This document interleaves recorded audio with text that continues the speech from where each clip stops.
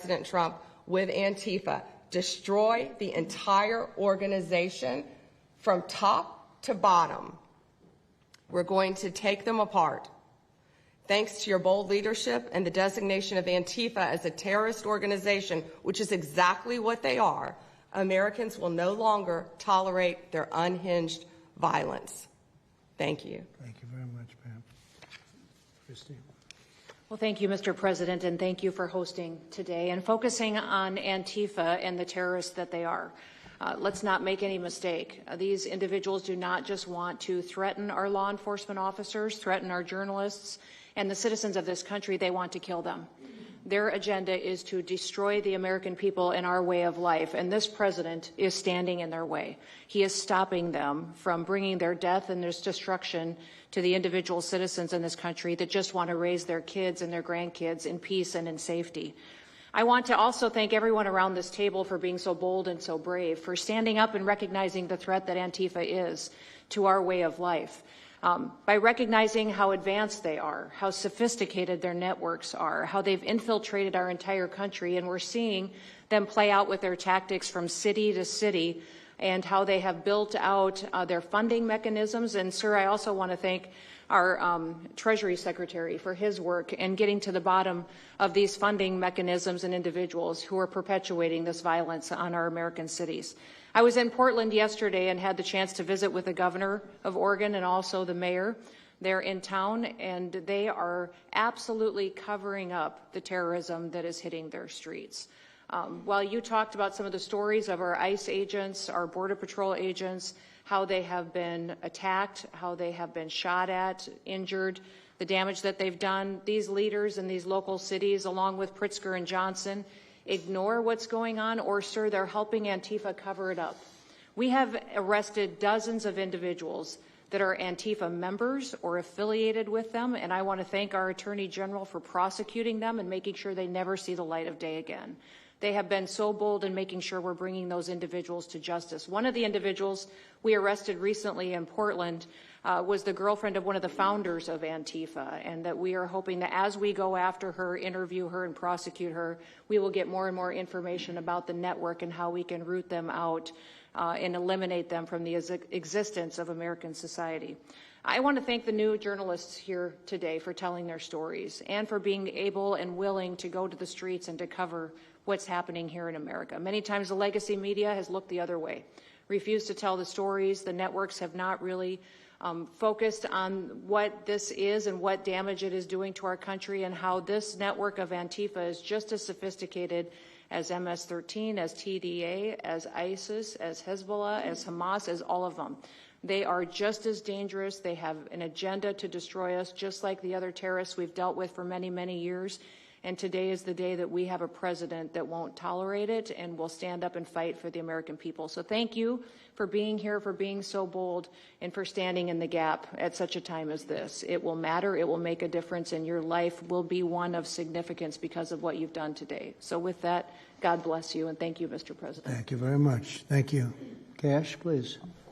Thank you, Mr. President. Mr. President, the American people gave you a sweeping mandate in your victory in this election cycle, and they demanded safety and security for our citizens. And your administration, with your leadership, has provided us with the resources that we need, which is a whole-of-government approach to go after criminals absolutely everywhere, not just outside of this country, but within this country. And that takes a whole-of-government approach. The interagency seated up here with the Department of Homeland Security, our Attorney General, our Deputy Attorney General, and your White House staffers, and including Stephen Miller's leadership, has allowed us to go out there and map out these networks. What we are doing at the FBI is simple. It does not require rocket science. We are following the money. Money never lies. And that's what it's going to take to bring down this network of organized criminal thugs, gangbangers, and yes, domestic terrorists, because that's what they are. They are harming everyday citizens in every single one of our communities. And the folks you see here on the right and left, they're some of the bravest men and women we have today. They're reporting the stories live time because the mainstream media won't cover it. They're putting their lives on the line. They're standing up for the flag. The least we can do is stand up for them. So you have my thanks. I read more of your stories than I do theirs because you guys are putting out the truth. And we deserve a country where you are protected as equally as they are. We, in this FBI FBI will go after the criminals with a vengeance. We will not rest until we find every single seed, money, donor, organization, and funding mechanism that we have. And I want to echo the Secretary's comments on Scott Bessent, who's allowing us to map out these networks through their financial criminal activities, which has been going on for decades. And I would like to remind the American public, they built this disease temple of corruption over decades. And in 8 short months, Mr. President, you have crippled their foundation because of your leadership here, because of the interagency, because of people like Deputy Attorney General Blanche, and because of Attorney General Pam Bondi's fearless leadership to go after criminals wherever they are. They will not be able to hide. They were able to hide and conspire with prior administrations, and we are exposing their corruption from within. And we will go to every single city in this country under Operation Summer Heat and the other operations we are doing at the FBI to bring these criminals to justice. We will arrest every single one of them from whatever perch you sit in, private or public, no matter how your goal or your ambition is. It will be crushed by the Constitution because the American people deserve law and order, and that's what we're going to give you. Thank you very much, Cash. Great job. Maybe we'll start over here. Would any of you like to say something? Feel free. You can say it in front of a fine group of people, also journalists and reporters. You want to start? Sure. Go ahead. Absolutely.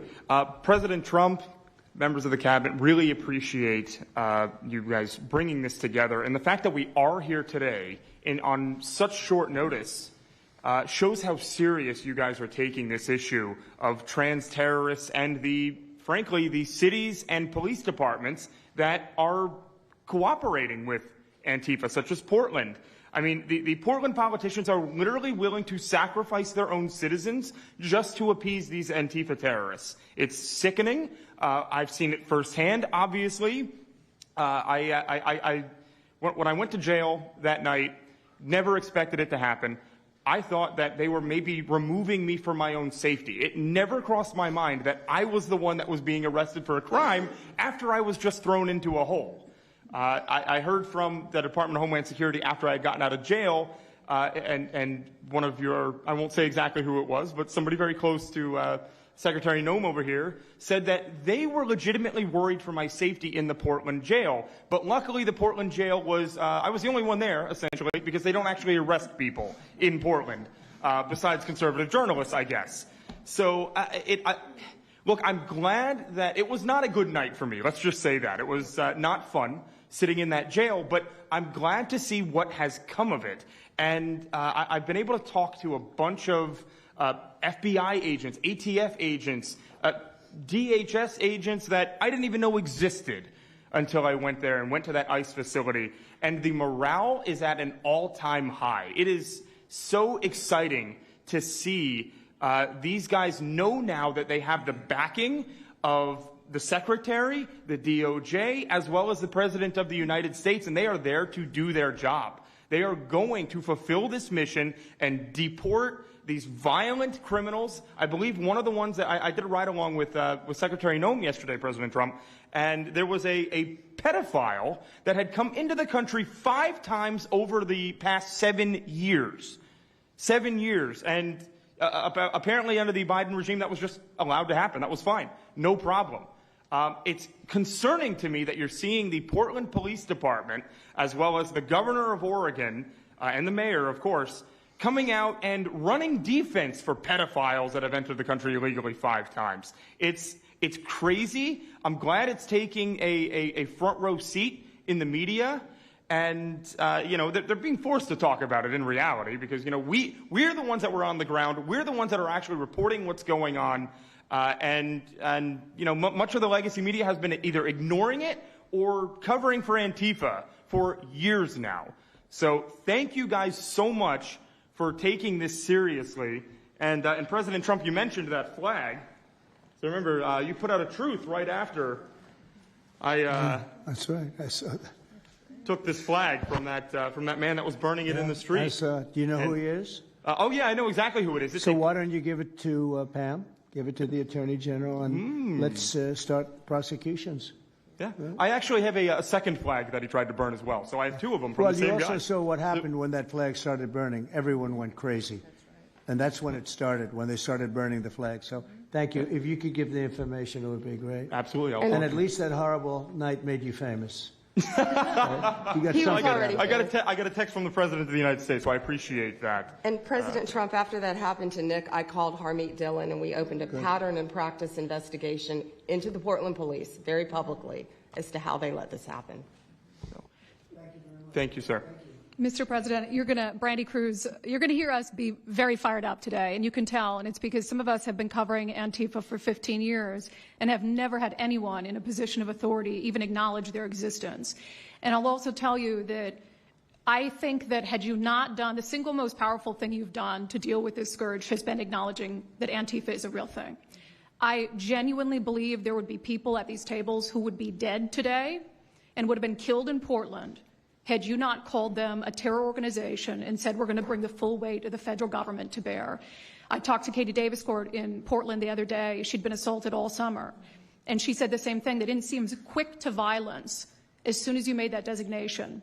So they're thinking in their heads. They're worried. There's been 24 or so arrested in Portland. They don't want to go to federal prison. There's this video of them, one of them who was in the face of an ICE agent, and then he's in custody shaking. Once you take the mask off, they're nothing. And I was told by probably a dozen people not to tell you this. I'm going to tell it to you anyway, because it's relevant to what we're talking about. I'm living proof that you can recover from TDS. I had strong Trump derangement syndrome for probably 8 years. This is one of the reasons I recovered from it. And by the way, it's much better to not have TDS. I'm happier, I'm healthier, more successful. I even think I got a little more attractive after I got rid of my Trump derangement syndrome. Yes. You know, I'm a reporter in Seattle, and frankly, I could not care any less what any of you have to say about this meeting. Could not care any less. We're not here for you. I'm not here to convince any of you that Antifa is a real thing, because if you have not come to that conclusion by now, you are never going to come to that conclusion because you don't want to see it. And you're going to go and you're going to say it's a bunch of right-wing conservative influencers who are here spinning a tale. I was one of you. I was a mainstream reporter in Seattle for 10 years. I was a TV reporter on the streets doing my job, and I was still assaulted by Antifa. So it's not about being conservative. It's about people who go there and show what they're doing. And when I saw, after all those years, that the media wouldn't be honest about what was happening, that Democratic politicians wouldn't be honest about what was happening, I thought, well, gosh, if they're not being honest about that, maybe they're not being honest about President Trump either. And it opened my mind to just looking at things for what they were. And now I find you quite funny, actually. Now like I said, I'm much happier about it. But, you know, for me, again, I could not care any less the stories that they go to print. This is what I care about. We have 3.5 years. Nothing is guaranteed, although I think if Democrats keep it up, we'll probably have Republican presidents for the next 3 decades. But nothing is guaranteed, and so what I want to see over the next 3.5 years is a full court press to dismantle Antifa once and for all in a meaningful way. I know, Andy, we talked before this about some ideas. That's really what we want to. I don't care what the media says. I don't care what Democrats say. They will never wake up to this fact. So we want the federal government to take as many of these cases as possible, look at the interstate travel between Portland and Seattle when it comes to these people who are committing violent acts, and hopefully in 3.5 years, they will be a shell of their former selves. Very close to that, and it's Antifa and many others, unfortunately. Yes. There are many others, bad ones. Most have been named terrorist organizations. There are a couple that we're going to, but I think we've got it pretty well covered. But there are many others, but very specifically today it's Antifa, and it's really bad, and we're going to get it cleaned up. Andy, do you have something? Thank you very much. I'm glad you no longer have TDS. I feel very good about that. Thank you. Thank you, Mr. President and members of the Cabinet. I have a lot of gratitude, and a little bit about my background. I'm born in Portland, Oregon, from there, and growing up, it's always been left-wing, very progressive, and I liked it. It had cafes and artists and those who lived a bohemian lifestyle. And in 2016, I was a graduate student at Portland State studying political science. I was an editor at the student paper there, a very progressive paper, and I was assigned to cover the election night demonstrations.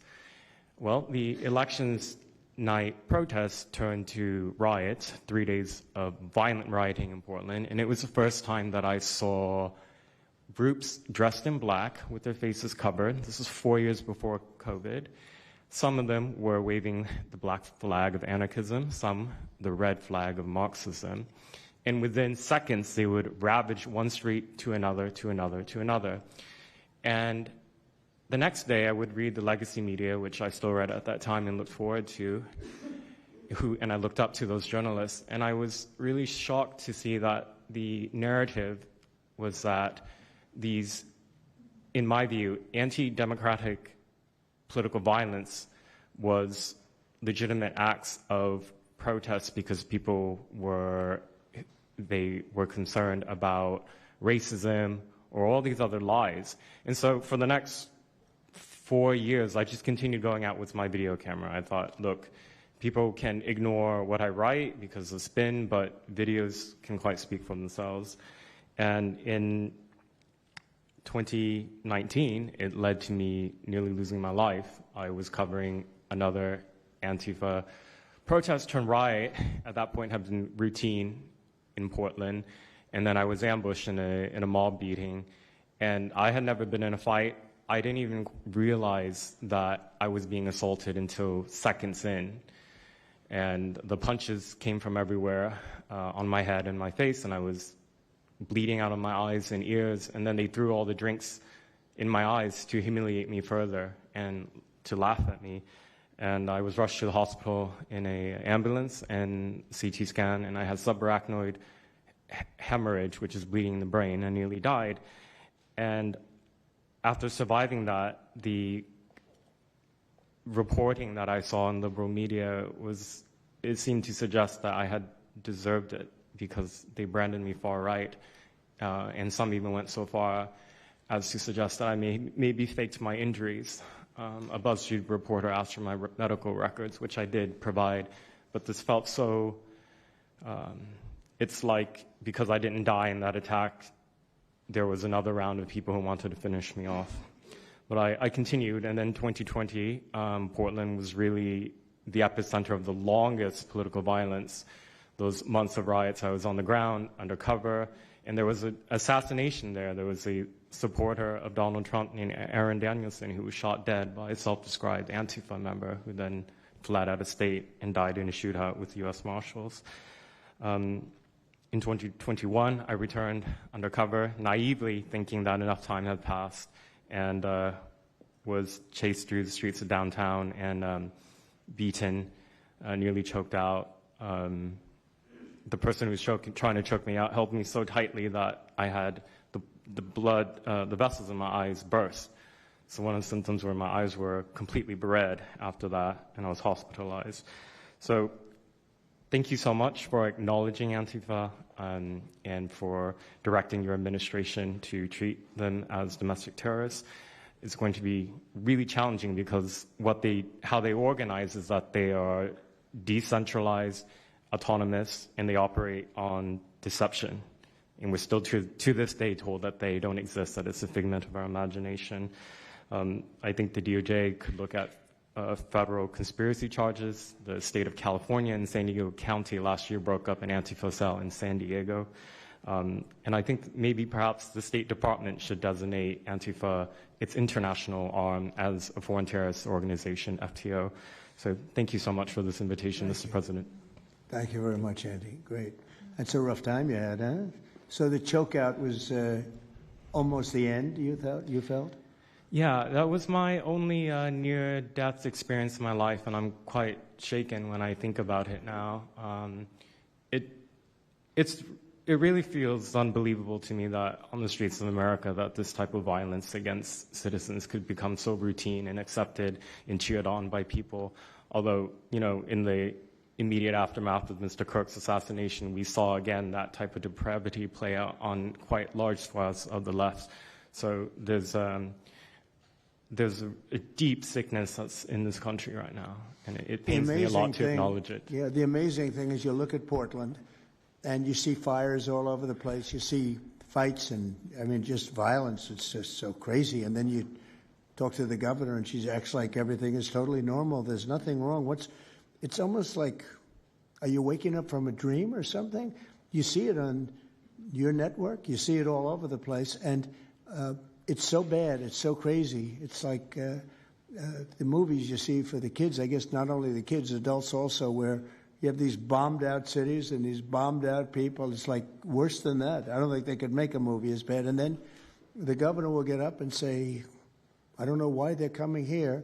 It's such a wonderful place. And the amazing thing is the people want us to be there. The people, when they get the real people that live there, many of them have left, but the real people want us to be. The same thing in Chicago. So they've had 60, 70 murders over a short period of time. Murders, people that got shot. They've had hundreds of people shot. And then a guy like Pritzker or this low IQ mayor gets up. I mean, he got up, he's got a 5% approval rating. And the people are all against him. They want people to come. Beautiful black women are wearing a MAGA hat last night on television. Beautiful people. And they said, we don't care who comes, just stop the crime. They don't care, frankly, they don't care if it's National Guard and military. Send in anybody you want, stop the crime. And they're afraid to go out. They can't even go out. And then a guy like Pritzker, think of that.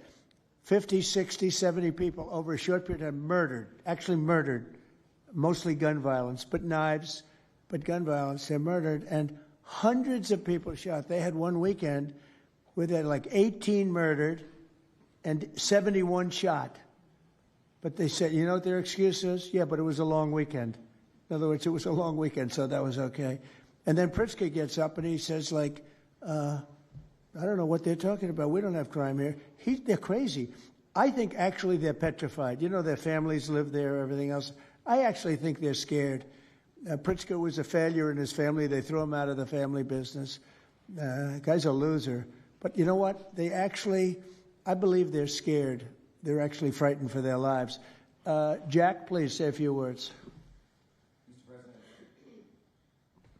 Mr. President, thank you so much for having us here today and holding this roundtable.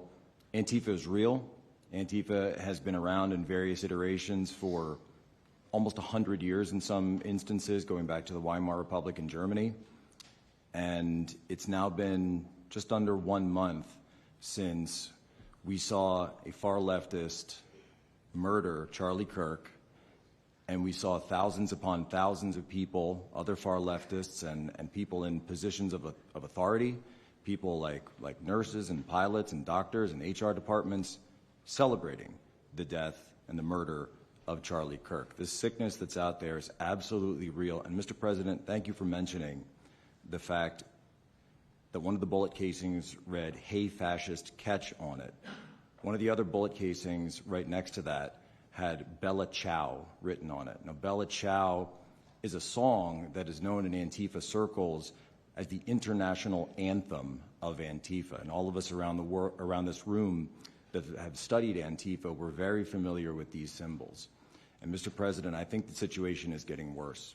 When you look at people like Luigi Maggioni in his 20s, Thomas Matthew Crooks, of course, who took a shot at you, sir, the ICE shooter in Dallas, and now this Tyler Robinson, we're starting to see a pattern of more and more murderous violence. And this same violence is not just random. It is targeted assassinations, which are getting worse. And every single one of us in this room that goes out there, and obviously you as well, sir, and all the staff, we are now under that threat every single day. And working there at Turning Point USA, and I've spent just about the last month out there in Phoenix with Erica, with the family, with the team. And I will tell you this, Mr. President, even though going through something like that, which is an absolute nightmare, and people say, you know, what was it like to speak in front of all those people? It was horrible. Every second of it was horrible. But we're not going to quit. And Turning Point USA is continuing the tour that Charlie was on. We had 6,000 people when we went back to Utah. We had 5,000 people last night in Montana, if you can believe that. We are continuing to organize on campus. We are getting more and more people coming out in the face of this threat, knowing what happened to Charlie. But Mr. President, we need to do something about this, because I fear that the next one who could be killed could be sitting at this table right now. And we're not going to stop, but they need to stop, and they will not stop until they are stopped. Thank you. Thank you, Jack. I appreciate it very much. One thing I have to say is that Washington, D.C. was almost as bad. I don't know what could be worse than Portland. You don't even have stores anymore. They don't even put glass up. They put plywood on their windows, but most of the retailers have left. But Washington, D.C. was so bad, and Pam, I'd say it took 12 days to really make it pretty good and a month to make it great. And now people are going out to dinner. The restaurants are booming. They don't have enough seats. They're opening up new restaurants because many of them closed.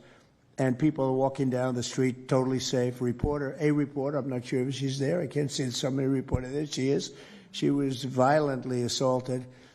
And I don't know, she tends to be somewhat liberal, but she wasn't liberal on this one. I appreciated your honesty, but that won't happen again. It won't happen again. You're lucky you're alive, frankly, with what happened. I know exactly what took place. So Washington, D.C., our capital, we thought we'd start there appropriately, and it's safe, and people are so happy. They're so happy. And now it's a couple of months. I went to dinner there. I felt totally safe. I gave a press conference right in the middle of the street, which I don't think Secret Service was thrilled about. But, I'll tell you what, I wouldn't have wanted to do it 6 months ago. It's incredible what happened. Now we're in Memphis. As you know, we're having a great impact in Memphis. It's been only a week, but it's, Cash, I hear it's been amazing what's happening there just very early. But you take a look at D.C. and you take a look at some of the other. We've had a big impact there. What we haven't said, because Pritzker said, well, crime is going down in Chicago. Well, 5 months ago, Cash went to Chicago with a lot of FBI agents just to prepare it so that we went in with, I guess you could call it a surge, call it whatever you want, but would be even more effective. And we're going to be doing that and very, very strongly doing that because Chicago is a very unsafe city. It's a great city. The head of the Union Pacific Railroad said, sir, please save Chicago. It's a great city. It can be saved. Other cities are gone. I mean, they're lost. They can get better, but they're just really, they've been so decimated. But I'm so proud of what they've done so quickly in D.C. And it's taking place quickly in Memphis, where we were asked to go by the mayor and by the governor. And it's really incredible what we can do and how fast we can do it. Let's go for two more. Would you like to go? And then, Katie, you'll go. Okay, please. Thank you, Mr. President, for having us here. And not to sound like a broken record, but it needs to be said that Antifa is real. Yeah. It's real. It's a threat. I just saw them last weekend over in Portland while they're causing mayhem over there. And the reason why they're such a big problem is because we have Democrats and a lot of people in the mainstream media refusing to acknowledge that they even exist, right? So how can we as a country begin to address it if we have large swaths of, these people who are supposedly decision makers and people who are supposed to inform, they don't want to say that it exists. Because the common argument is like, well, they're not a real organization because there's no national leadership, they don't have a national headquarters, so how can law enforcement go after a group that doesn't exist like that? Well, law enforcement goes after criminal groups that organize to rob banks or do smash and grabs. They don't have a registered LLC, they don't have official membership cards, they don't have a business address, but law enforcement still goes after them because they're working as a group. These people don't just show up, randomly at the same time to do the same thing dressed in a very similar fashion, espousing the same ideology. And they say, well, it's an ideology. It's like, well, yes, it's an ideology because there's people alive, present, that believe in it, and they're acting on it. And so I've been very well aware of what Antifa's been doing. I was very busy during the riots in 2020. That was probably my most exposure to them prior to this year. I've been at the ICE facility at Broadview. I'm originally from the Chicagoland area, unfortunately, but that's where I grew up around. Like I said, I was in Portland. I was covering the riots in Los Angeles as well. And probably one of the most disturbing parts about that is, in addition to Antifa being present, they were tagging the streets with CJNG, which is Cartel Jalisco Nueva Generación, which is a cartel. So you have these people who are working basically in concert with other terrorist groups to say that we're here, we're present, and we're gonna attack federal agents and people who are gonna expose what we do. And so, to be clear, political violence, sustained political violence that we're seeing in this country is not a both sides issue. I was at Charlie Kirk's memorial in Glendale recently. Conservative gathering, totally peaceful. It was the most peaceful gathering that I've been at. Every other time that I've been covering violence in the streets, just this year, just this year, it's always been from left-wing people, radical left-wing people. And it's not even just Antifa anymore. The shooting that happened in, the defensive shooting that happened in the Chicago area, that wasn't someone dressed in black bloc. That was just somebody that had taken upon themselves to go out and try to interfere and ram federal vehicles. So people are becoming more and more radicalized, and it was to be expected, unfortunately. And the reason why we're in this position today is because after I was done covering the riots, I was at the border from the San Diego sector all the way down to the Rio Grande Valley sector, covering the border crisis month after month. And we all knew the solution to that.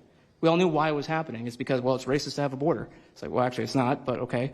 And so it required you to come back into office and to fix the problem, but it's no longer just a border issue. It's a nationwide issue, and that's one of the reasons why you got elected back into office, because thankfully the American people said we're not going to deal with it anymore. But unfortunately, there's a lot of people, as we've seen, who are willing to take to the streets to do violence.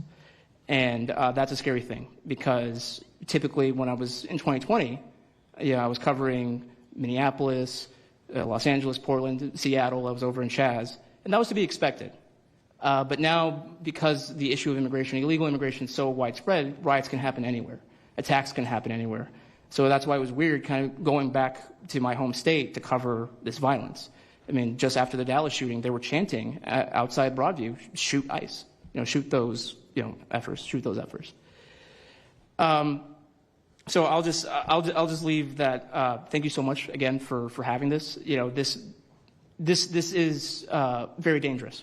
We don't work for companies that have billions of dollars. We're running and gunning often on our own. We became friends. A lot of us are friends because we would see each other all the time, and we became friends because we wanted to have someone watch our back while we're out there. Because like I said, we're just out there. And but we'll continue to do it because it's an important topic. It's an important issue. The American people deserve to know what's happening in these chaotic situations, and we're more than happy to do it. So thank you, sir. Great job. Thank you very much. Katie, please. Hi, Mr. President. It is an honor being here today, and I first wanted to start by thanking you guys for designating Antifa a terrorist group. It's exactly what this group is. It's a long time coming. I'm an investigative journalist from Seattle. I work for the Post Millennial alongside Andy No and Jack Posobiec. I have been infiltrating Antifa cells in Seattle and Portland for the past decade. I know their inner workings, and Antifa uses extreme political violence to crush the civil rights of their political enemies and believes that violence is justified by any means necessary. But today, I want to focus on what is happening in Portland at the ICE facility. I've been covering this for the past 4 months, and this is a call out to corporate media who has completely ignored this story or has falsely reported on it. This is nothing short other than a sustained attack on the United States, which is being supported by Democratic elected officials. The Portland Police Bureau has completely abandoned several blocks outside the ICE facility, giving away their jurisdiction to a terrorist group who has spent the past 4 months harassing, assaulting, and intimidating anyone they perceive to be against their cause. Not only have federal agents been relentlessly assaulted for more than 100 consecutive days, black-clad anarchist militants concealing their identities behind black facial coverings have been assaulting reporters just for trying to cover their crimes. Today, I am sitting here with a black eye and a concussion after being violently hit in the face with a metal pole while reporting outside the ICE facility just this past week. After the attack, I immediately went to three Portland police officers who refused to detain the suspect. I took the time to chase down the suspect in the streets, had her held for 35 minutes. I was waiting for Portland police to come, and they never came. Then that's what opened to my eyes to what this group is actually doing. I watched 20 Antifa militants help my assault suspect escape into an Antifa safe house that is 1 block away from the ICE facility. And this safe house is where Antifa-affiliated protesters are conducting paramilitary operations. It's where they're arresting, they're showering, they're eating to continue this occupation. I have staked out this safe house and have observed shift changes This group is highly organized. It is being funded through mutual aid groups, and they have no plans of stopping. Residents living across the ICE facility have been held hostage by Antifa. They're begging for federal intervention. The city refuses to help, and they want you, President Trump, to come in and restore law and order. I want to stress the importance of taking this situation seriously, because when I first started reporting on this occupation, I went undercover in Black Bloc. I talked to these Antifa militants. I lasted for about a month. They believe that ICE agents are the Nazi Gestapo who need to be killed. They told me that directly, and I think that if this situation is not taken as seriously as it is, it's just a matter of time before someone gets killed. And thank you for having me. Thank you, Katie. That's pretty incredible.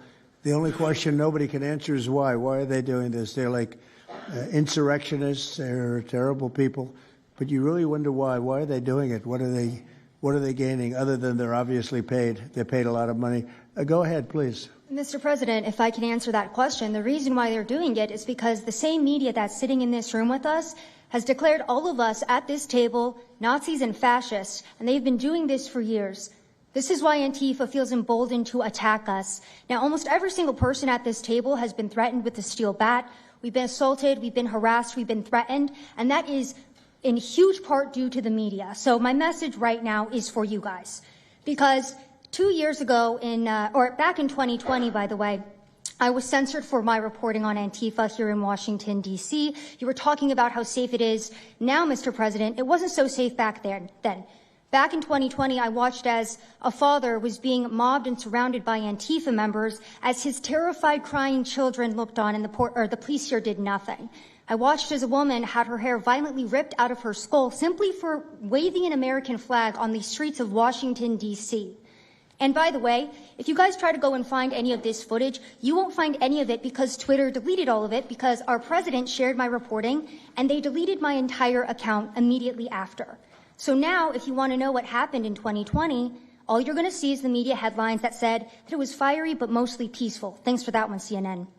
The reality is that it was an extremely violent period of time, and for the last 10 years, Antifa has been wreaking havoc on law-abiding and innocent American citizens, and it needs to end. Now, I'm with Turning Point USA. It's an honor to be here, Mr. President. Thank you guys so much, everybody in the administration, for giving us a seat at the table, because the media has not only been demonizing us for so long, but immediately after the brutal assassination of our founder, Charlie Kirk, our Turning Point USA chapters have seen an uptick in violence across the nation as Antifa chapters that are embedded in our universities go and target them. It's been extremely difficult to report on the ground, and for a long time I was afraid to go to Portland because I knew that the only people who would have my back, like Julio said, were one of my friends on the ground because there is no police force there. I was terrified to go because I knew if I got shot or stabbed, and I have been assaulted, I've been mobbed and robbed in Austin, Texas by Antifa, that nobody would come to help me. So my plea to the entire administration, especially to the DOJ, is every single radical left-winger who is in front of the ICE facility in Chicago, in New York, in Portland, please make sure that you use the full force of the law to come after each and every single one of them, because it is us being soft on left-wing violence that has fomented all of, the terror that we have seen in this country, and it is the left wing getting away time and time again with assaulting law-abiding American citizens that has led us to this place. So truly, to the Americans that I speak to on the ground, they feel completely abandoned by their state and local government. So please step in. We have Americans begging for the National Guard. And to the media over here, please report on the truth. Please do your jobs. I'm an American citizen. Everybody at this table simply views ourselves as American citizens who have an iPhone and the will to actually tell the truth. So please take your job seriously and tell the truth to the American people. And thank you for letting me be here on behalf of Charlie to continue his legacy of cleaning up the country. Thank you, Mr. President. Thank you very much. Appreciate it. Wow, you feel very strongly, I can see. I'm mad. I got beat up so many times, Mr. President. My friends have gotten beaten up, and I want to cry right now from happiness because we have been completely ignored for so long. For almost 10 years, we've been getting assaulted on the streets. I have watched children cry as their parents have been attacked on the streets. That should not be happening at our nation's capital. So please, again, the DOJ, please utilize the full force and go after each and every single one of these people. Fantastic. Thank you very much. Great job. Impassioned. That's important because you should feel like that. Please, go ahead. Mr. President, thank you for having us here and bringing together this panel of brave journalists, everybody on this side of the room. And no one can speak to the violence better than these people here. So I think we know that this is not just a story about violence and chaos, as you alluded to, Mr. President. This is a money story.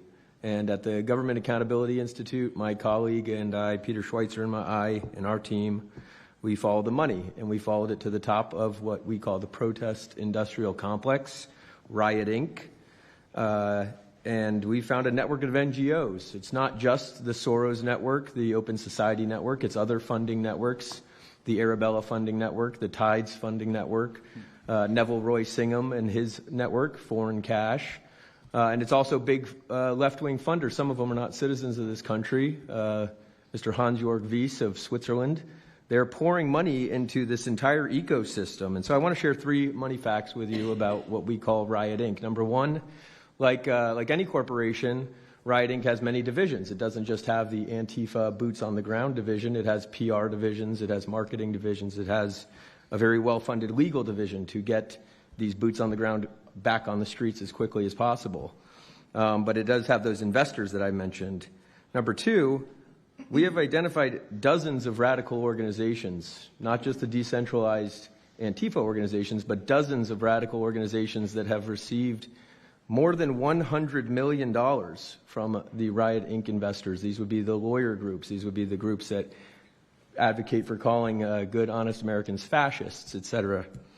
And then 3, I think the most shocking thing is that we have found that more than $100 million in U.S. taxpayer funding has flowed into these funding networks, including at least $4 million to these very groups themselves, not just Antifa types, but there was an event in Atlanta called Stop Cop City. Over 60 rioters were charged with domestic terrorism. These groups received money for that from both the billionaire class as well as taxpayer money. So one other thing, this money helps fund the decentralized crowdfunding platforms. These are ways that Antifa, the John Brown Gun Club of Elm Fork, which had links to that attack on the ICE facility, the Socialist Rifle Association, and just because they don't have LLCs or EIN numbers doesn't mean they can't get paid. Some of these funding platforms, crowdfunding platforms, are funded by this network that we call Riot Inc. So, again, I want to thank you for your leadership, for the whole Cabinet's leadership on this. We're going to keep following the money and appreciate everything you're doing, sir.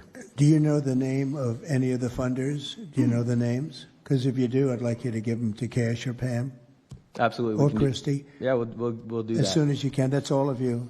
Because you probably know the names after a certain period of time. You tend to find out. But these are people that do not have good intention for the country, and that's treasonous probably. So if you could, very important, if you could do that, that would be great. Nobody would know better than you. You'll figure it out. Thank you. Please, go ahead. Yeah, my name's Nick Shirley. I'm 23 years old. I'm a 100% independent YouTube journalist. And over the past year or so, I've been able to go to 15 countries. I've hung out with people in the gangs of Brazil, in the favelas, in the prisons of Secot. But yet the most dangerous places I have been here in the United States, unfortunately. And I've had the opportunity to show people about the protest Antifa here in the United States, and there's nothing organic about what they are doing here in the United States. I've watched people be bussed in from states. I've watched the same lady at a protest in Atlanta be bused to protest in D.C. and then in New York City. There's nothing that is honest about what they are doing. And they have signs. I've seen the same signs here in D.C. and in London as well.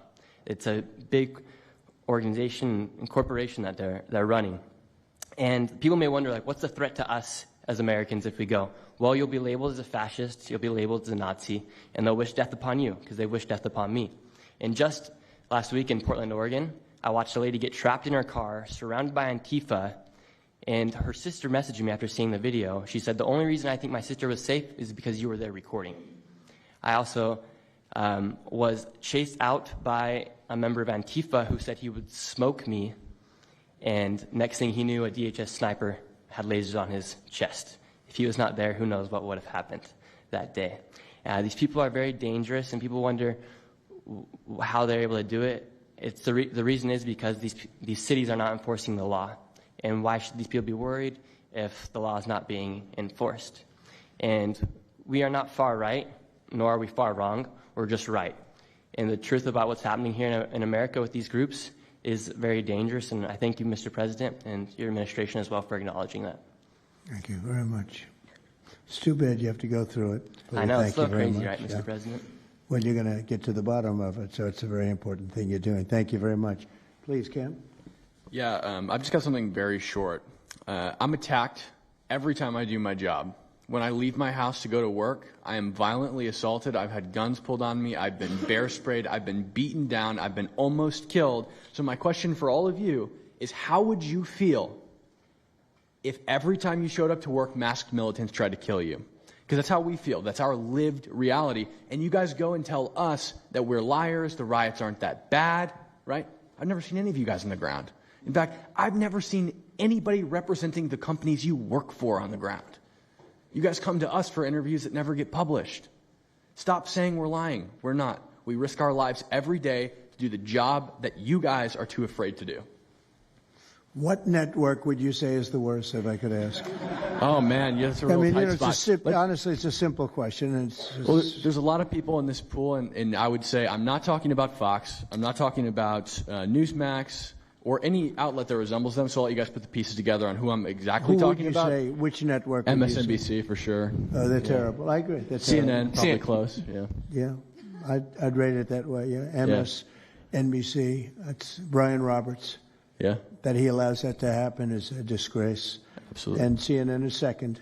Yeah, second. I would say CNN is not quite as bad as MS. MSNBC is not really a news site anymore. Oh, MSNBC is sick.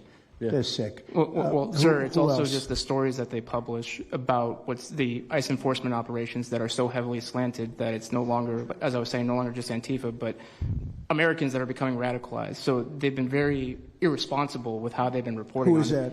MSNBC, for example, would you rate them the worst? Probably. Who would you rate second? Well, they ran a story about an operation in Southern California about how a father of 3 Marines was arrested, and they made it seem like they just did it because he's brown. But there's video of that same man charging at the agents with a weed whacker. Now, I've worked with weed whackers back in the day, and you don't want to be on the receiving end of one of those. So that's why he was arrested, but the story was presented as if it's a brown guy just simply being arrested. And I've been around ICE agents, and, I'm a citizen, so, I feel fine. But it's just, that's why. It's not just Antifa. It's not happening in a vacuum. It's working in conjunction. I think they work in conjunction with some of the media. I think ABC is very bad. I think NBC is very bad. And CBS has a new owner, so we have hope for CBS. CBS has a great new owner, my opinion. But I will tell you, ABC is terrible. NBC is terrible. NBC's MSNBC too. They changed it. They moved it over legally so they couldn't be tainted by the words MSNBC, but they are absolutely terrible. There are a lot of them. What about independents? Independent networks. They're a little bit better, but I would say that we're an example of how you don't need to be part of a super large company to be able to do just basic journalism. All you got to do is sit and record, and you'll let the story play out. And that's why they hate us. That's why Antifa targets us. Well, I watched a level of dishonesty that's incredible, where answers are changed. Like just before the election, an answer was changed by Kamala. She gave a horrible, death-defying, election-defying answer, and they took the answer out and they replaced it with another answer that she gave 5 minutes later, having to do with a different subject, but at least it wasn't election-defying. No, the level of dishonesty with the media is incredible, whether it's on Antifa or many of the other groups. You're talking about Antifa, and I know that's close to your heart because that's the one that's most affecting you. But there are others that are as bad or almost as bad as Antifa, having to do with different people, different sections of the world. But it's terrible. We're not going to let it go on in this country. We're not going to let it go on. And a big problem is not all of them, but some of the networks out there. And you do wonder why. You really do. Okay, please. Go ahead. Yeah. Mr. President, thank you again. Thank you. My name's Jonathan Cho. I am an investigative reporter for Frontlines Turning Point USA. I'm also a senior fellow at Discovery Institute in Seattle. And I cover far-left extremism as well as the homeless drug crisis in America. And I find it oftentimes those worlds intersect. And hot off the presses, what I wanted to bring to your attention today is a report from a Capital Research Center here in D.C. in conjunction with Discovery Institute. They just put out this study right now. And what it shows is that Antifa is heavily embedded in the homeless and housing nonprofit sector. In many cases, the homeless industrial complex is running cover for Antifa. Antifa is benefiting from American tax dollars, and they're essentially being used as the muscle. Let me give you an example. There's a group called Stop the Sweeps in many U.S. cities right now. They get in front of encampment sweeps. What they're doing quietly is they're bringing in Antifa militants to manufacture a crisis to make the police look bad. Another group right now that is behind Antifa and working with Antifa very closely, based on the research that we have right now that we're going to give to you and your team, are the Democratic Socialists of America, also known as DSA. Again, these far-left progressive groups tend to be aligning themselves with Antifa. So finally, in closing, what I wanted to thank you again, Mr. President, is that a few months ago, earlier this year, you put out an executive order on homelessness and the drug addiction crisis in America, and that's sent the entire homeless industrial complex on the run. You have absolutely moved the needle and changed the game. But what's also come out, again, is that there is a connection, a deeply embedded connection with the homeless housing nonprofit game in America, connected to Antifa and the far-left activists. And finally, I just wanted to say that all of our resources at Turning Point USA and Discovery Institute are at your disposal, and we will continue, again, to carry on the legacy of Charlie Kirk. He would have wanted us to pursue and chase the story. Well, he was a good friend of mine, as you know, and he helped us get elected. Us, it really is us. It's even some of them, but not too many of them, not enough of them. And did you notice when we mentioned CNN and MSDNC, the cameras went off. 2 of the cameras immediately went off, but they're not going to cover it anyway. The problem we have is that this is a very important meeting, but you'll see very little press about it. These are major statements being made by major people, including the people right here, and you're not going to see too much about it. They don't like to cover this kind of thing. So it's very dishonest what's going on there. I think the press is a big factor. Please, go ahead. Thank you, James. Mr. President, thank you so much for having us all here to bring attention to this matter. You did mention MSDNC, CNN, a handful of those other outlets that have been lying about, various things, but especially what ICE, the brave men and women over at ICE have been doing. I was talking to Antifa members in Portland the other day, and, a lot of these people genuinely believe, they buy these lies, and they genuinely believe that they're fighting against literal Nazis and not brave men and women that are putting their lives on the line to basically, enforce basic immigration law, right?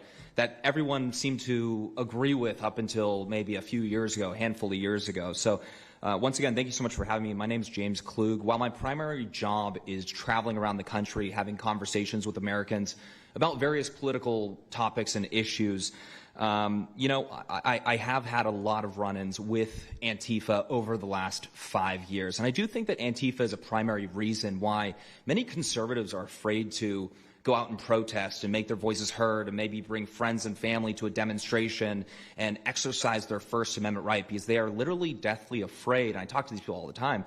They're afraid of militants showing up in black bloc and hurting them and their families.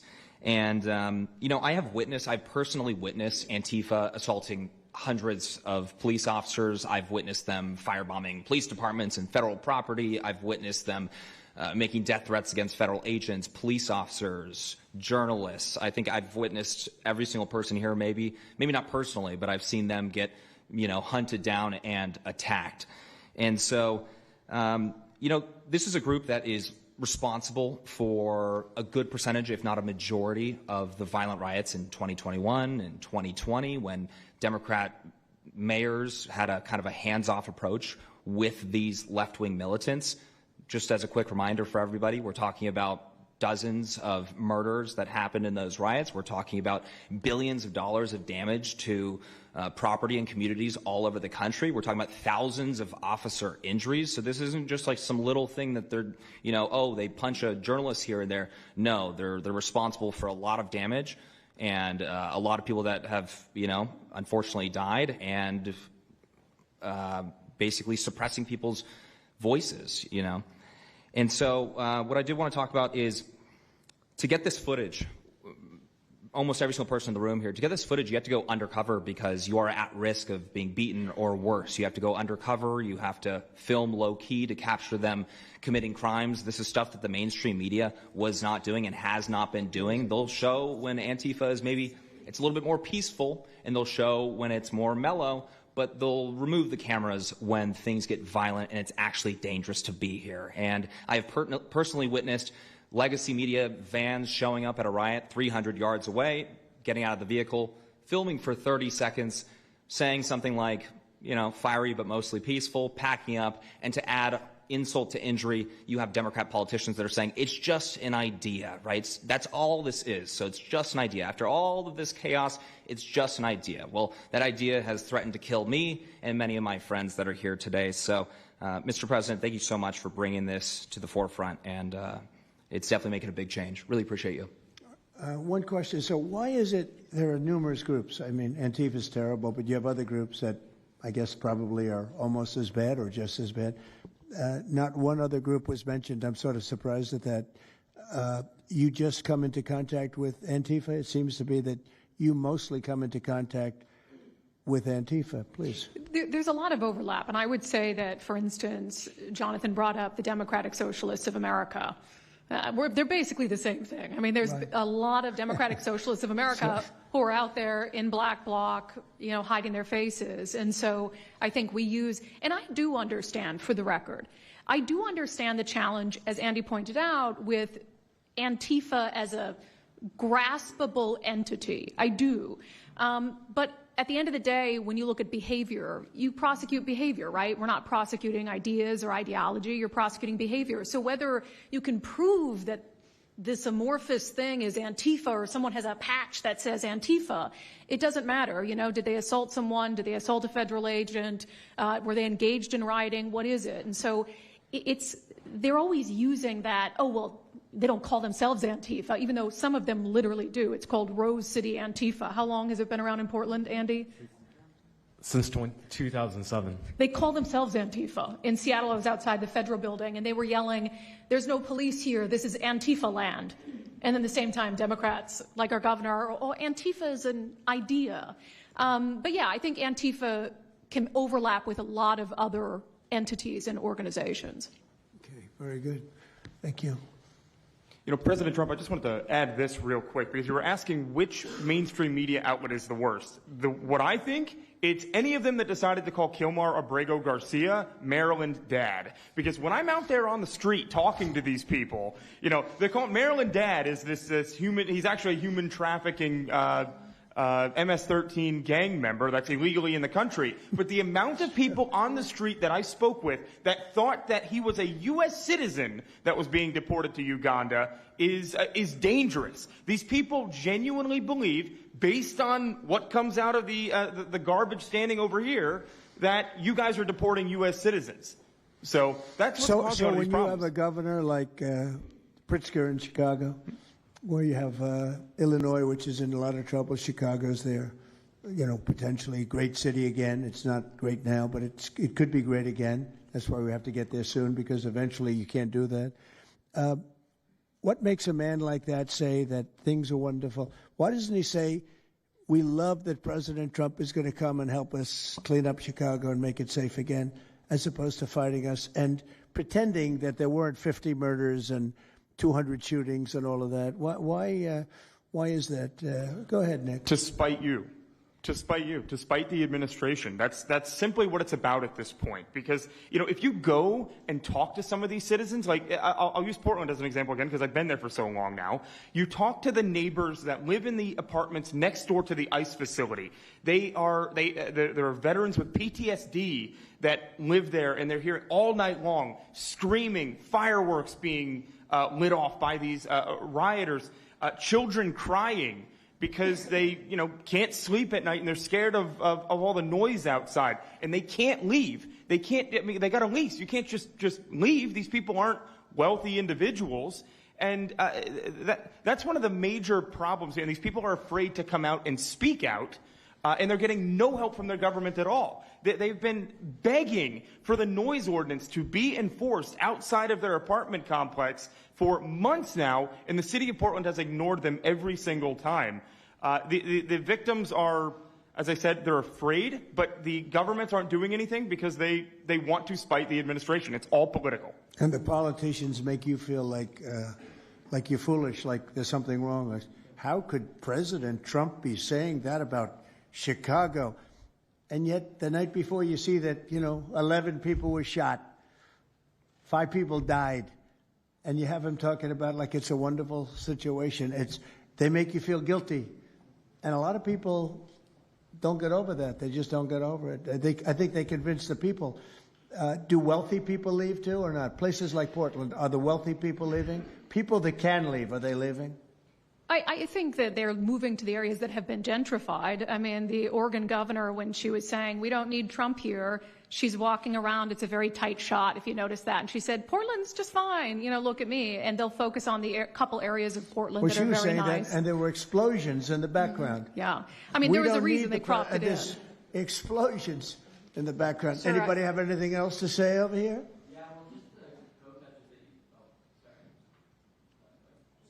And then we'll get, should we be taking questions, or is it just a waste of time? Because they can ask questions, but, well, there's Brian, he's good. But you know what? In a way, it's a waste of time, because if you give a great answer, they don't put it on. If you give a horrendous answer, or even if you give a great answer, they make it sound like it's not a great answer. They're very dishonest. Go ahead, Nick. Yeah, and I think part of that dishonesty comes from what they see. For instance, I've never been asked to go on any other show besides Fox News. My clips go viral everywhere, but they've never even asked, like CNN's never asked, MSNBC's never asked, and a lot of times when I go to hotels, I'll stay and I'll watch like MSNBC. Fortunately, their ratings are terrible. They are terrible. MSNBC is dying, and CNN is dying like a dog. And poor CNN, it's so pathetic. It is very pathetic. You ever see their anchors in the evening? That nobody ever heard of them. Where did these people come? I could take anybody off the street in Washington, D.C. that do a better job.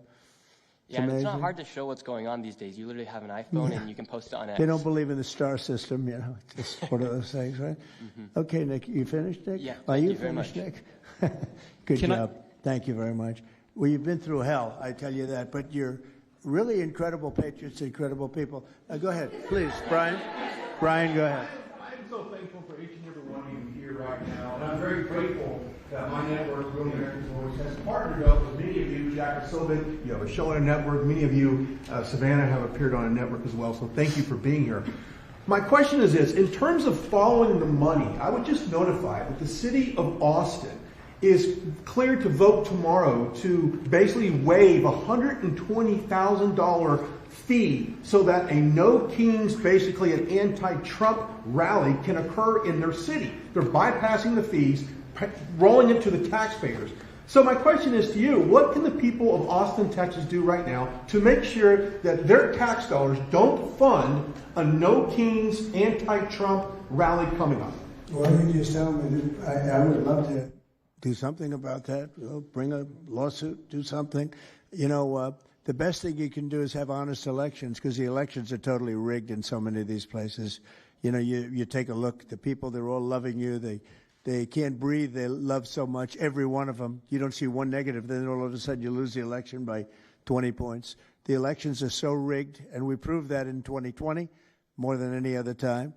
But even the last election, there were areas that I won by much more. We won in a landslide, but I actually won in more of a landslide than we thought. I said, you got to get out, make it too big to rig. And fortunately, the people made it too big to rig. They tried. But the biggest thing you can do is have honest elections. If you don't have, and you need great media. You need borders. Wait. You need borders. You need honest media. You need honest elections, and you have a great country, and you need all three of them. Yeah, go ahead. Lieutenant had ties to a lot of these radical groups that you talked about inside here. So thank you for removing. I would like you to make a big deal, though, if they're waiving a fee, but I guarantee they wouldn't waive it if it was. It's not Trump. If it were a conservative rally, they wouldn't be waiving it. So maybe you can look into that, Pam. Todd. That sounds like one for Todd, Pam. Go ahead, Todd. Good luck. There's proof that ANTIFA actually infiltrated on. Who are you? I am with What network? I'm with Al Arabiya. It's an Arabic network based in Riyadh in Saudi Arabia. But I am the foreign ruler today. Mr. President, you said that you might go to the Middle East on Sunday. Do you mean Egypt and Israel? And would you consider going to Gaza to see what things are on the ground? I would. I might do that. I may do that. We haven't decided exactly. I'll be going to Egypt most likely. That's where everybody is gathered right now, and we appreciate that very much. But I'll be making the rounds, as the expression goes. I probably will. Mr. President. Go ahead. Just to clarify, you said you might go to Gaza. You're saying that's Who the you first with? topic. I'm representing the TV pool, but I'm with NBC, sir. That's too bad. Okay. Well, just to clarify, you said you might go to Gaza, and then the second question I had earlier today, you said the mayor of Chicago and the governor of Illinois should be jailed. Have you asked the Justice Department to look at possible charges? No, I've seen the law, and when you have a group of people where the police call off the safety for ICE officials, I've understood that, and I've read it today in numerous journals, that's illegal. What they did is I guess it was ICE, Christie, right? They were under threat, and the police were helping beautifully, and it was fine. And then all of a sudden, a woman was on the line saying, "Everybody, move back, get out." And they were given an order by the second person in the police department, and the governor knew about it, the mayor knew about it. I understand that's a criminal offense. Do you want to comment on that, Christie? Yes, sir, we're seeing that kind of pattern happen with local law enforcement and state law enforcement, not just in Illinois, but also out in Oregon, too. In fact, in Portland, I was there yesterday, but some of the ICE officers were telling me that as they drove by the rioters that were saying, kill ICE agents, Molotov cocktails, melt ICE, that the Portland police were cheering them on and had their fists in the air cheering on the rioters that were threatening their lives. So in Chicago, we had a 10-car caravan trail our ICE officials and pin them down. And those ICE officials, to get out of their vehicles, a woman tried to ram them and run them over, and shots were fired to get them to safety. So it's happening on a regular basis, and any elected official that allows this to happen and gives cover to those kind of individuals who are perpetuating murder should absolutely be prosecuted, in my opinion. Mr. President. Daniel. Thank you, Mr. President. And by the way, we have Marco Rubio. Marco, come on up here, please. He's going to bring a little stability to this group. Come on up. Does everybody know Marco Rubio? Is there anybody that doesn't? Some of the reporters don't. That's why they shouldn't be reporters. Which job is he here for today, Come sir? on up here, Marco. Anything we should know about the Middle East? That's what we're hoping to talk to you about here, Mr. President. He's doing a good job. He was born for this job, I can tell you. Daniel, please. Mr. President, thank you very much. I have two questions for you, if that's okay. Seamus talked a little bit about the money aspect of this. Do you believe if you go after where the money is coming from with Antifa, in regards to Antifa, do you believe that would be similar to cutting the head off the snake, so to speak? And It would help. I don't know that it would be totally complete, but it would certainly, you'd knock out 75%, 80%, 85%. These people, a lot of them don't believe it. You know, when I watch them, I say, I can almost tell a pro they're like professionals. That's all they do. And they get paid by somebody.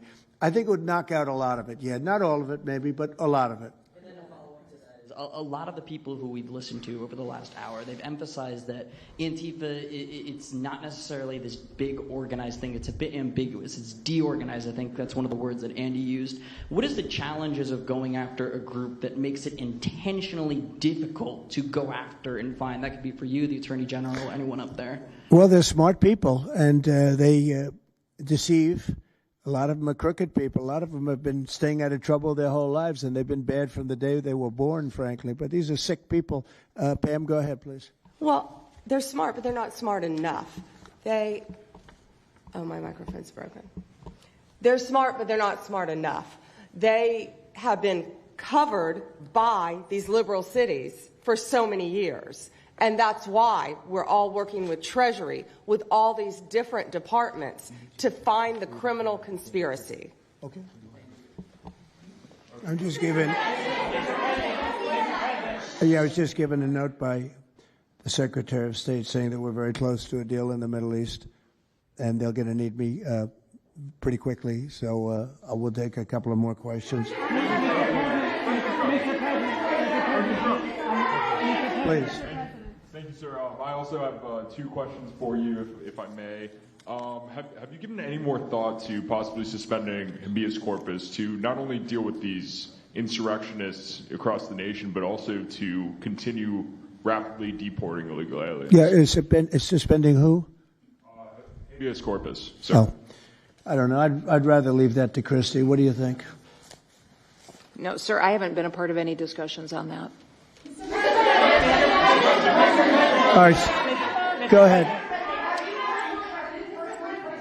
In the ceasefire This is CNN speaking, by the way. So, are you this is one of the worst reporters that you'll ever see. I don't even want to take a question. It's a waste of time. Go ahead. Mr. President, how will you decide which workers get back pay and which workers do not? Well, we're going to see. Most of them are going to get back pay, and we're going to try and make sure of that. But some of them are being hurt very badly by the Democrats, and they therefore won't qualify. Go ahead, please. What will the administration do to foreign ANTIFA organizers and funders who are located overseas? Go ahead. In the yellow, please. So the Nobel Peace Prize will be announced on Friday. You've been nominated by many world leaders. By many countries. That's right. Many countries, as well as the hostage families. Do you think you will win? I have no idea. I mean, look, I did settle. Marco would tell you we settled 7 wars. We're close to settling an 8th. And I think we'll end up settling the Russia situation, which is horrible. 7,000 people died last week, by the way, in Russia, between Russia and Ukraine. I think we'll settle that. So I don't think anybody in history has settled that many, but perhaps they'll find a reason not to give it to me, Perhaps they will.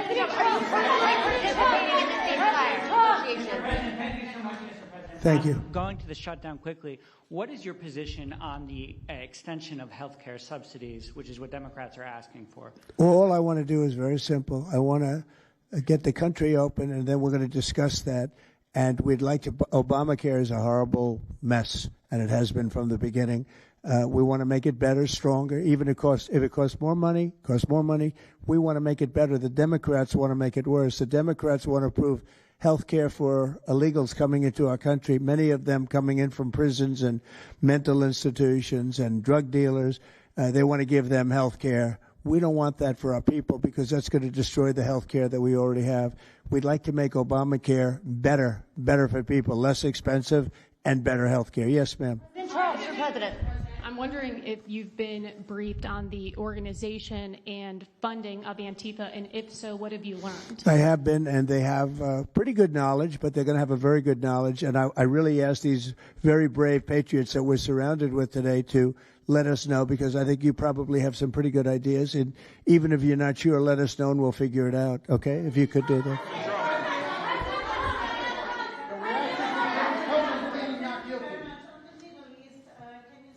You're from Italy? No, I'm from France. Can you specify how close we are to the deal? Would that be announced today, tomorrow? And do you want to see the hostages released before you travel to the region? No, I think I'll probably go maybe before the hostages are released or shortly thereafter, pretty much shortly thereafter. Yeah, please. Participating in the negotiation.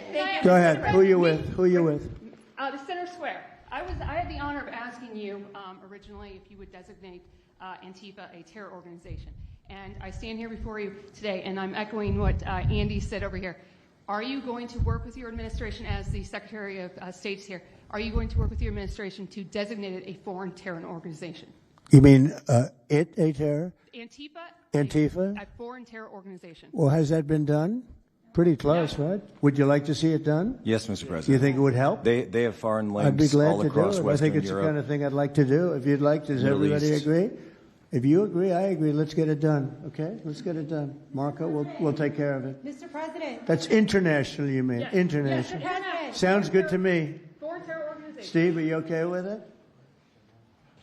Yes, it's true. There are extensive foreign ties, and I think that would be a very valid step to take. Good, I think so too. Yes.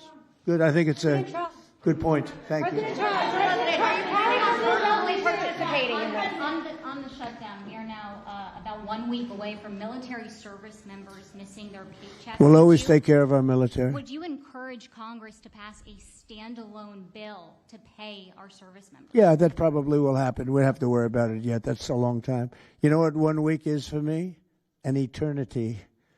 1 week for me is a long time. We'll take care of it. Our military is always going to be taken care of. Yeah, please. Blue dress. Blue. President, Rebecca with Blaze News. I'm curious to know, so you're talking about the money funding these Antifa organizations, and somebody brought up Roy Singham, I think it was you, who, by the way, is married to one of the co-founders of Code Pink, this infamous left-wing organization. I'm curious to know the administration. Who is that? Who is that? Roy Singham. He's married to. No, did you say they're here? No, he's not. A journalist brought him up, but I see. Okay. Yeah. Okay. Seamus, thank you. Good bring up. Excellent. Go ahead. He's somebody who's been reported on extensively, and I'd love to know what the administration is going to do to actually bring consequences to some of these names. You mentioned. Well, I don't know the name, but I would like to ask Pam to take a look at it. You know, a lot of the best information we find are through you and other people like you. So I'd like you to look at it, Pam.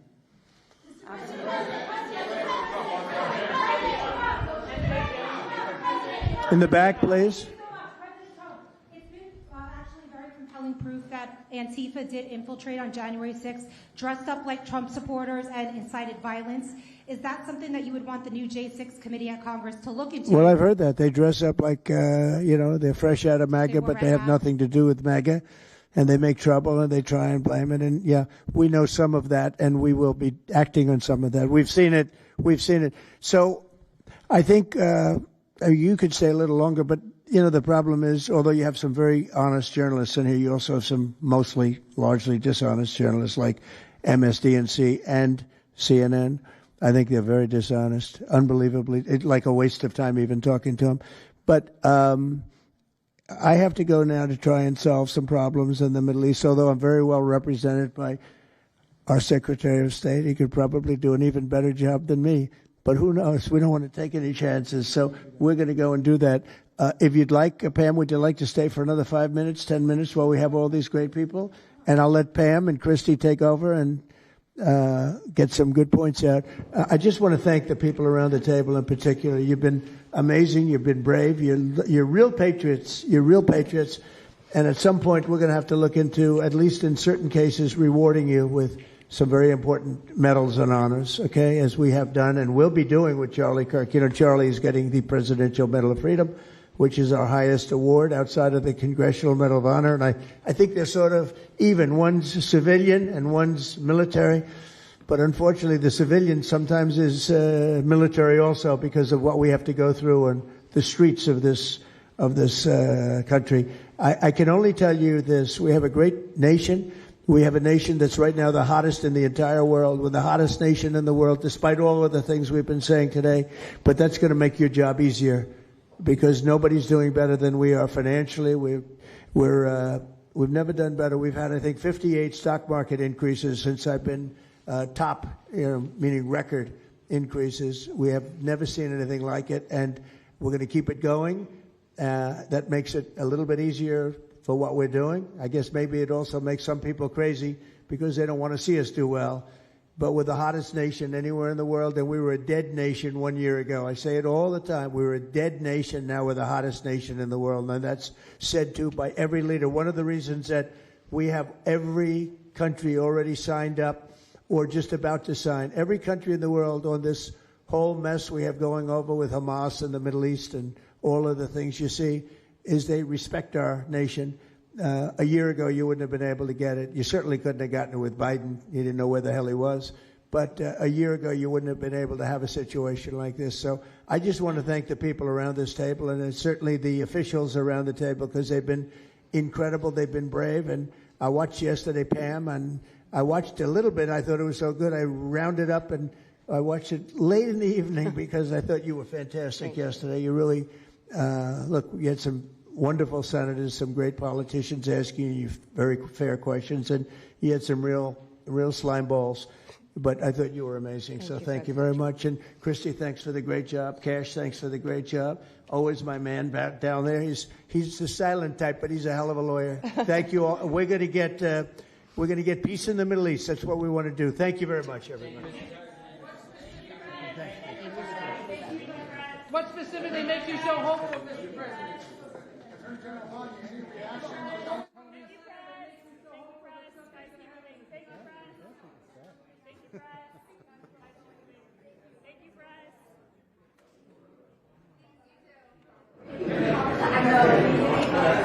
What's left to do, Mr. Rubio?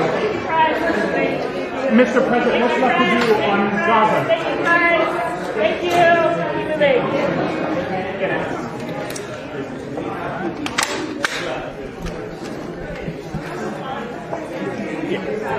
Thanks.